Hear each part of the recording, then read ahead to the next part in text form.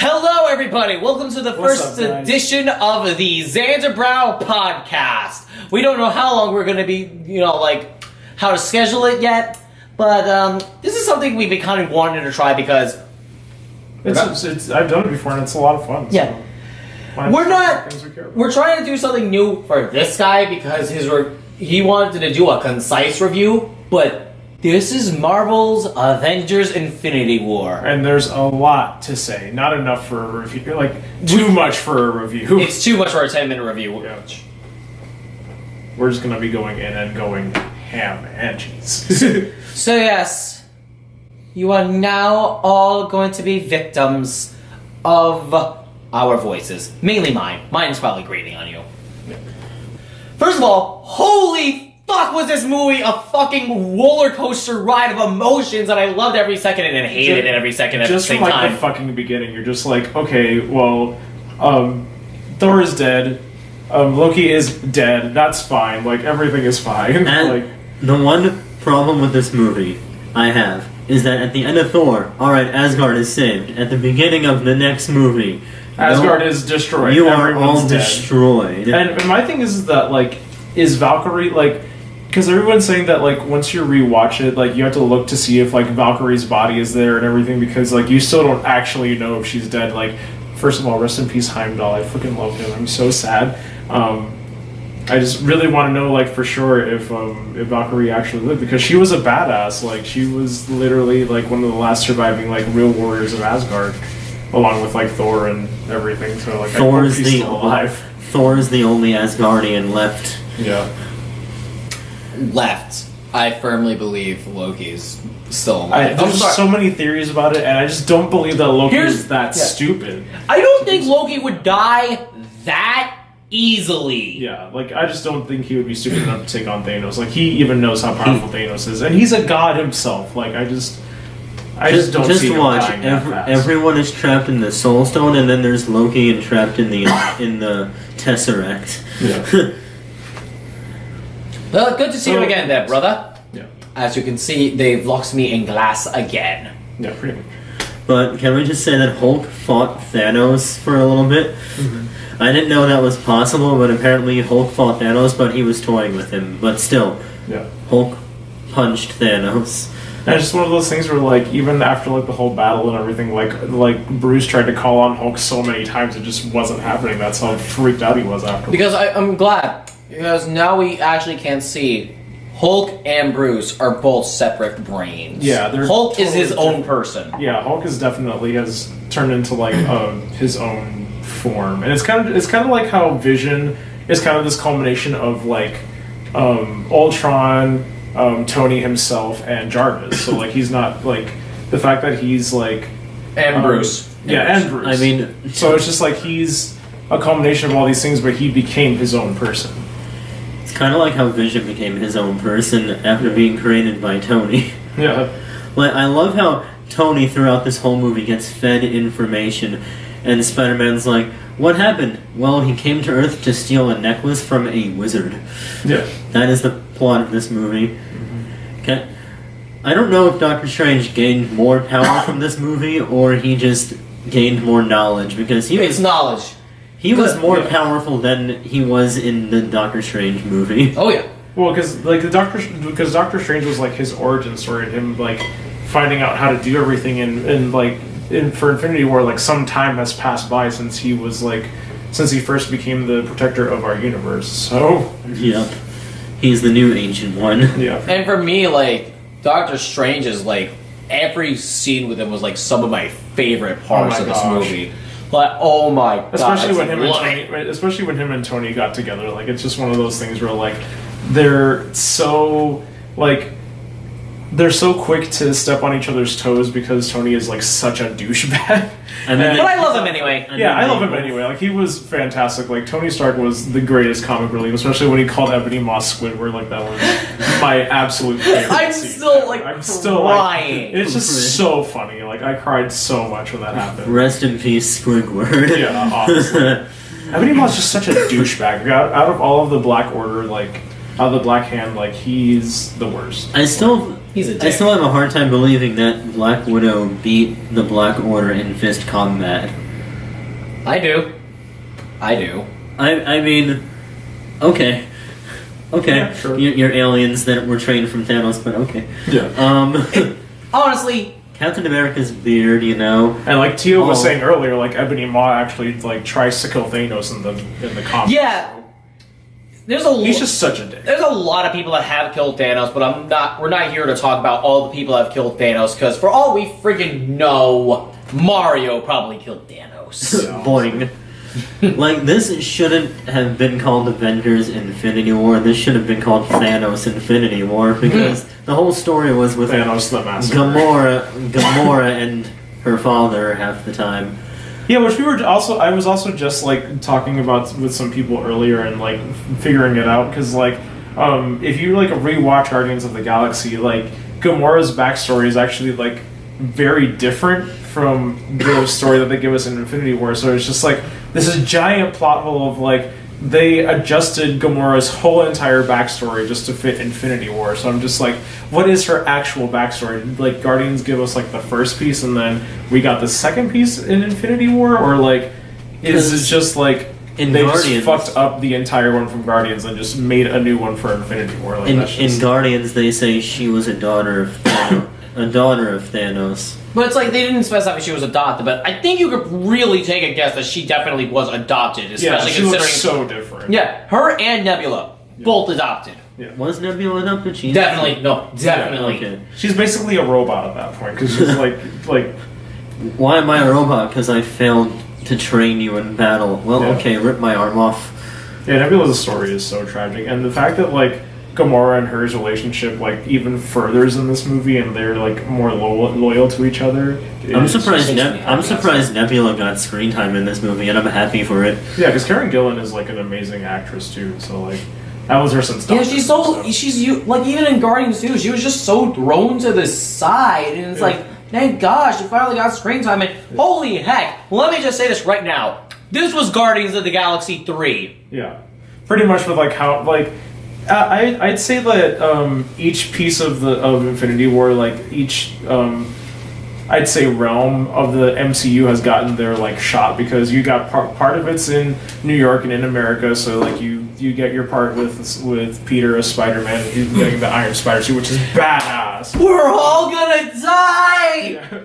Yeah. Ned's only alive. Ned is confirmed alive, so you don't have to worry about it. Thank the heavens. Ned is like the goat of Spider-Man Homecoming. I'm so just like glad that he's like he keeps continuing being like Tony's like right. I mean, wow, Peter's right hand man.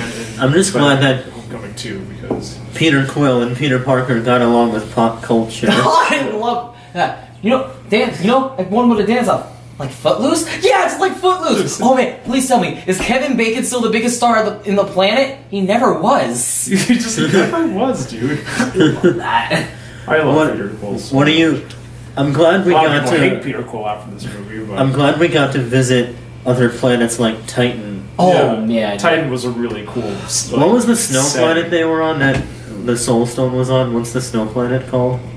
I don't remember. Vormir. So I was like, that's not a snow planet. I don't know if that was one of the 9 realms that Thor described, or yeah, it wasn't really like it was desolate, but I don't think it was really like a snow planet.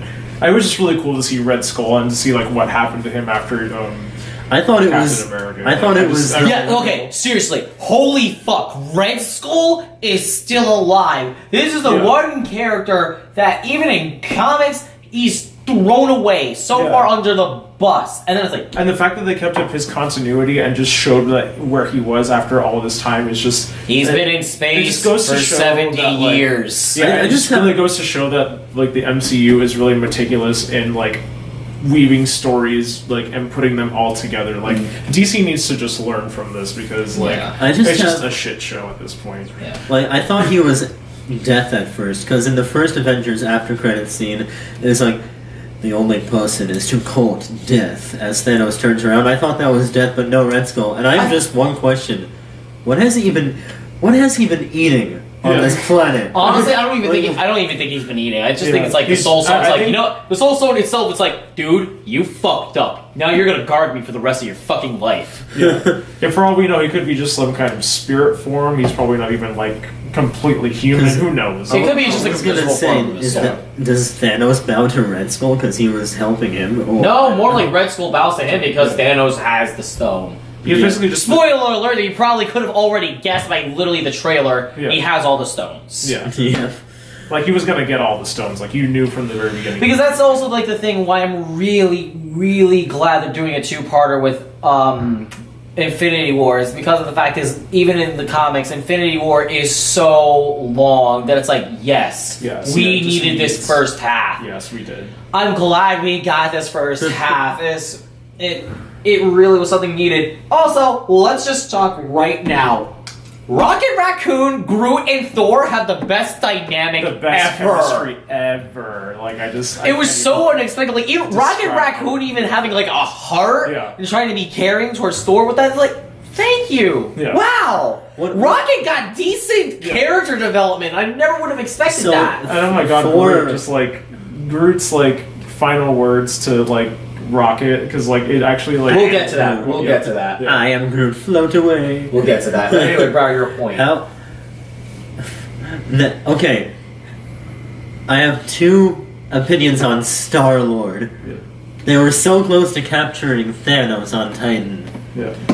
Just make sure you get the glove all the way off before you punch him in the face. No, I've been told. I've been literally asked this. Like, well, what would you do if you're in Star-Lord's position? Because beforehand, Thanos killed Gamora by throwing her off of a giant cliff. And my whole thing in so Star-Lord's defense is that like he's just been through so much. Like from the beginning of Guardians of the Galaxy, you see that his mom dies, and then in Guardians 2, like. He finally finds his dad and connects with his dad, only to find out that his dad was the one that killed his mom and was just a complete douchebag the entire time. And then his stepdad and the person that raised him his entire life, Yondu, fucking dies. I'm Mary Poppins, and then in this movie, Gamora dies. Like he's just been through so much like grief that I could understand that like the human psyche can only take so much, and he was just which I understand, but I've been told if I was in that position.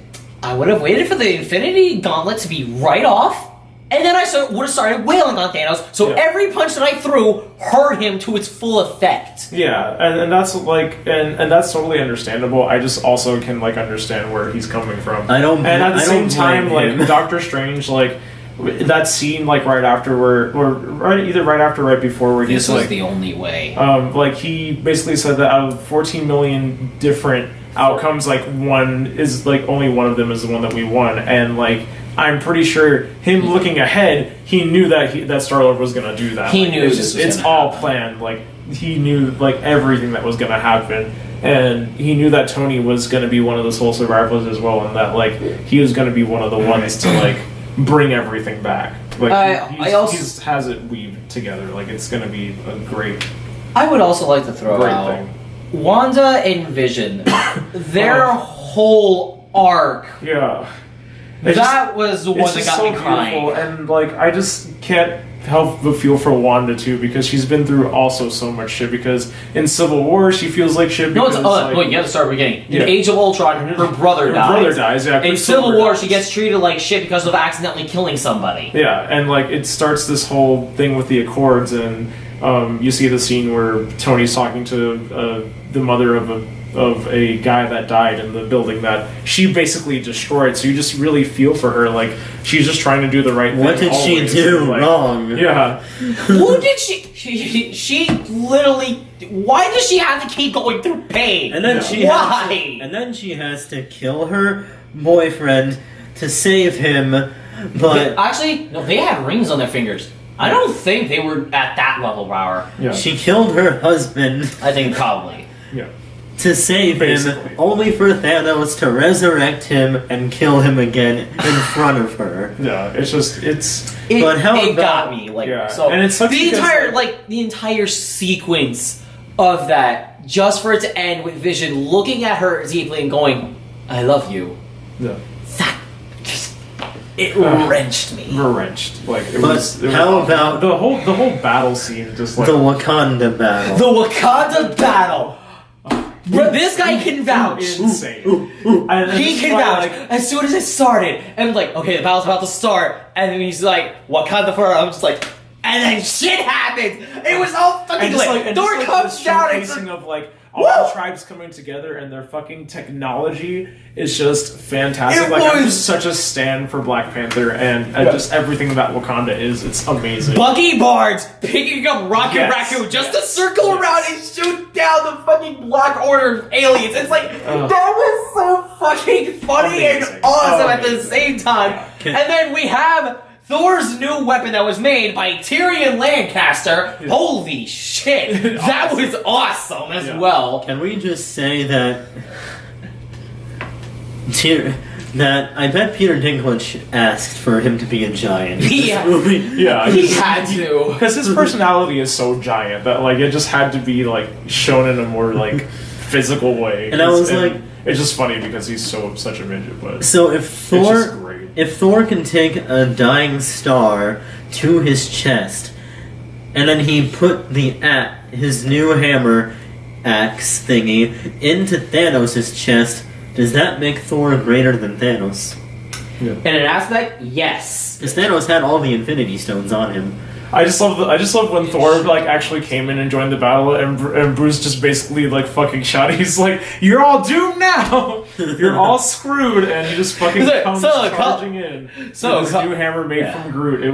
So you got a haircut, copying my beard too. By the way, that scene was completely improvised. Yeah. Like when you I really was like looking into it, and it's like a lot of these scenes that were there were all improvised. Like, these people have been working together for 10 years, and to the point that it's like, I'm pretty sure half this movie was improvised.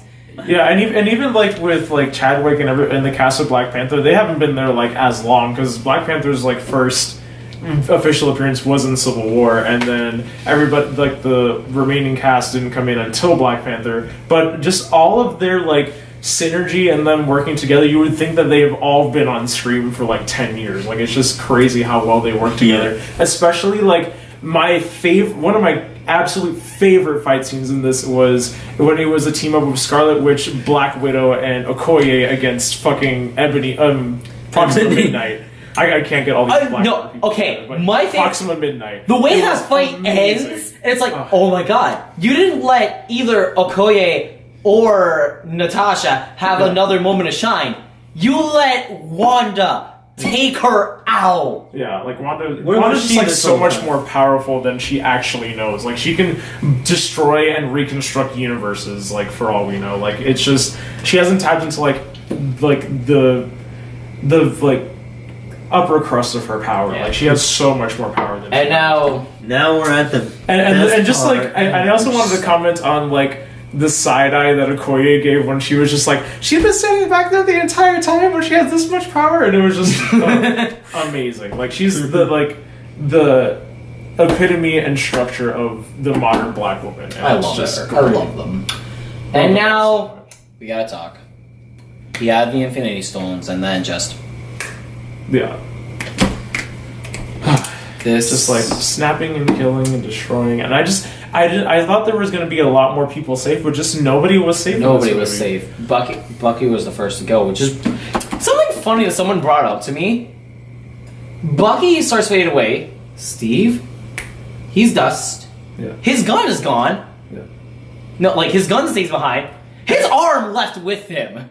And my gay ass is just like, I just can't help but just see the chemistry between Steve and Bucky and just be like, this has to be more than a friendship. Like, it hit me so much in the feels. Like, it was amazing. It got me because I absolutely love. And it's like, Bucky. whether you like actually ship them or not, like, just like their friendship and the Captain America storyline, like, it just really hits you. I thought Black Panther would be safe, but no, he went right in front of Okoye. And Okoye was they are not struck. I was struck. Like, I just was not. They're all trapped in this soul stone because Black Panther did amazing at the box office. Yeah. So that would be a box office catastrophe if he just died in the movie the Oh yeah, and like Black Panther 2 is already confirmed, so like they can't stop. Like, and then they can't have him not come back. And then there's also going to be another Spider-Man. Wait, hold on, not yet. As Wanda and Vision were fading into the dust as well, Wanda is like at that point she's sobbing over Vision's dead body after basically seeing him die. She has a smile on her face as the dust is going. That to me is like she went through so much pain that death gave her happiness. Like it was just a sweet release from like everything. So it just you really felt for her. Like it was awful. Mr. Stark, I don't feel so good. Yeah, Peter Parker's Tom Holland, his entire death scene was he improvised that. Like it just hit me so much. Like it's just this boy that's just trying to prove himself and to be a better hero, and he just got to be an Avenger. Yeah, and he just. I was so happy. I'm just like I looked at Brower in the theater immediately as soon as Tony earlier told him after the fact that Peter literally basically gets Ebony Maw killed because he references fucking aliens. It was he finally gets told, all right, kid, you're an Avenger now. I was so screaming inside. I waited so long to hear those words. And he dies. Disintegrates in front of Tony, and he's just destroyed. Very much like all of us. Everyone sitting behind me was just silently sobbing. Hi, sorry about that. The camera died, but.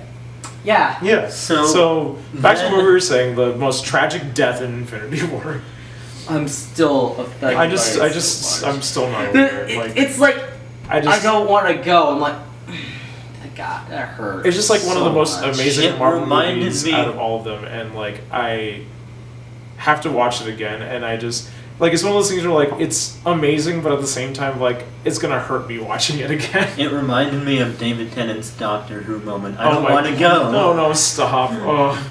But then, as we see is Thanos looking out into the distance on Earth, or is he? That's a different planet. That's actually a different planet. Okay, I was like he got, literally how even in the comics he says he's gonna get the stones, and he's gonna send out a spark. Yep. Throne, whatever. Yeah. Then that's basically what he did here. He got the stones, and he took a seat watching the sunset. We had a good Marvel villain again, guys. Yeah. It took so long. It's Killmonger.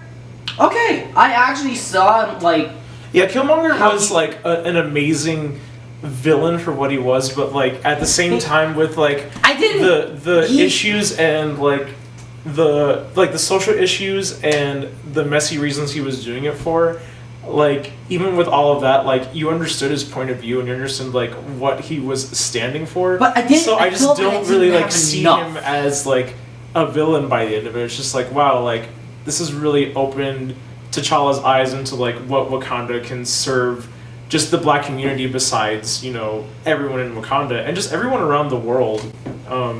It was he did good for what he did. He served his purpose, but it's still as a villain, I was really wanting more. Now, how about that after credits scene? Oh God! Nick Fury's back. Oh no! Maria Hill. Oh, Captain Marvel. Captain Marvel's fucking gonna be coming, and she's gonna kick all the ass. I'm ready. I am ready. Fucking wait. She's one of the coolest superheroes ever, and her origin story is going to be amazing. And from what I've read in the comics, she's going to give Thanos the run for his money. She's going to destroy him. You'll finally understand why the Marvel Cinematic Universe is named Marvel, because Captain Marvel. Yeah. No, she came after. She came a long time after. We're not going to delve into her history. We're going to let the movie just come by. Yeah. And if you guys haven't read anything or have seen anything about Captain Marvel, I suggest you even read that story, because especially starting with Carol Danvers. And it was I'm so wondering if they're either going to go with Carol Danvers or Kamala Khan. I hope Carol Danvers, so we can then build up to Kamala. Yeah. That would be great for me. I think it's pretty much been confirmed that it's Carol Danvers that is going to be the. Yeah, it's weird. I keep seeing articles saying Kamala Khan and talking about her. Why are you doing this? It really doesn't make sense to go. Yeah. It doesn't make sense to skip Carol the Danvers original. Is the one that makes the most sense when it comes to the Captain Marvel universe. thing, and introducing Marvel and everything. On top of everything emotionally, Rocket Raccoon is the lone survivor of the Guardians. Yeah, pretty much. The Rocket Raccoon movie. Yeah. Also, I gotta say, I did not see Drax at all in this film. It's like he was invisible or something. I mean, he was there. Like, he just didn't have as much of a presence, I guess, as Guardians. The joke went over your head. The joke went over your head. Oh my god, yeah. Hi, Drax. I'm gonna be real. Like, one final point I'm gonna say. Drax completely stole this entire movie. He had, like, just the best lines. My favorite is still when Peter Quill is, like, confronting Spider-Man and Tony, and he's just, like, pointing his gun at Tony, and he's like, "Where's Gamora? Hey, I'll do you one better. Who is Gamora?" And Drax, and Drax underneath Tony's foot says, "I'll do you one better. Why is Gamora?" It was the greatest thing. And it was like the perfect amount of Drax for me, because like in the first Guardians, Drax was just the epitome of hilarious because of his character. And then with Guardians 2, like, I felt like, personally for me, that like Drax was a little bit too much, especially with like Mantis added on top of it. But I feel like with Infinity War, we got the Drax that like I really enjoy. Like, it was like the comedy, but not too much. Like, it was like it wasn't. Look, I'm laughing. It's haha. This is funny. Yeah, like, it actually was hilarious, and I'm glad that like the Guardians really like stole the show again, because they're like probably one of my favorite Marvel stories. Because Guardians 1 is probably still one of my like top Marvel movies. My top 5, 5 being the greatest. Number 5, Infinity War. Number 4, Guardians 1. Number 3, Thor Ragnarok. Are you sure you can do 5? Number 2 is Ant-Man. Ooh. Number 1 would be... What's number 5? Iron Man 1. Iron Man 1 is still probably like one of the best. Infinity War hands down number 5. 4 for me, I'm going to say Spider-Man Homecoming, given I'm Spider-Man trash. Yeah, that would be my 6. I know I'm wearing a Spider-Man shirt, but that would be my number 6. Yeah. Number 3, I will give to Civil War. Yeah. Because it's also one of my favorite comic stories that they've ever done. And yeah. Totally. Definitely. It's just so hard for me to choose. Like, when you get to me, I'm just like, I don't know what my top 5 are. 2, I will give to Guardians, and number 1, Ant-Man for me. For me, it's number 5. Like, number 5 being the best, obviously, would probably be obviously Infinity War. We hands down agree. We all disagree that it's the best. Number 4 would be along with Brower Guardians, because Guardians is fantastic. Number 4. You mean 3? Or 3, sorry, yeah, 3. God damn it, I don't know. Wakanda forever. Yeah, I'm gonna have to go with Black Panther. It's so good. It's just... It really, I mean, I won't hold Black Panther to the pedestal as other people have, but it is very much worth a watch. Yeah, it's phenomenal in my opinion. I'm just Phase 1 trash. Yeah. Oh, well, Phase 1 is amazing, and Iron Man is definitely like right after Black Panther for me. And then probably... I really liked the last phase. I really did. Yeah, the last phase was fantastic also. Just like every phase of Marvel is great. I would say after Black Panther would probably be... Iron Man 3. No, ew. All the Iron Man movies, in my opinion, is like one is not better than the other. They're about the same. No, I have this thing with Iron Man 1 that like it's just like it was the starting point of the MCU, and it just really started out with a bang. And it's like it's not as good as the movies that came after it, but what it did historically is something no other movie can do. Hi, DC. Yeah. Because DC, you have your great movies, but okay. So back basically to my list. only one. Back to my list. Number 5 was Infinity War. Number 4 was Guardians. Number 3 was Black Panther. After Black Panther, you said was Iron Man 1, so Iron Man number 1. 2. So number 2, or yeah. No, wait, no, 1. No, number 1 actually. Yeah. For me, it's like a 3-way tie because I love all these movies so much. For me, I'm gonna do it a 3-way tie of Winter Soldier, Doctor Strange and Spider-Man: Homecoming. Like, that's just like a 3-way tie for me because they're just all so good. I've seen Doctor Strange so many times. Yeah, He's my favorite Marvel character. Yeah. I'm sad it wasn't in my top 5, but still. No, it's amazing. Alright, thank you for joining us on our podcast tonight. Thank you so much, guys. Let us know what you think in the comment section below and list your top 5 Marvel movies. And hey, we might do this podcast more where we literally just talk about things that have interested us. Yes. And just like go on about it. Do you want reviews or do you want podcasts? Let us I vote podcast. Please go podcasts. Yeah, podcast is just... They're easier on us. Yeah. Yeah. Comment below, let us know what you think, and... Goodbye! Seriously, click off already and hit that subscribe button down below. Hang on, Tio, I got this. Oh, okay, fine. Wakanda forever. Everyone is dust in the wind. Boy.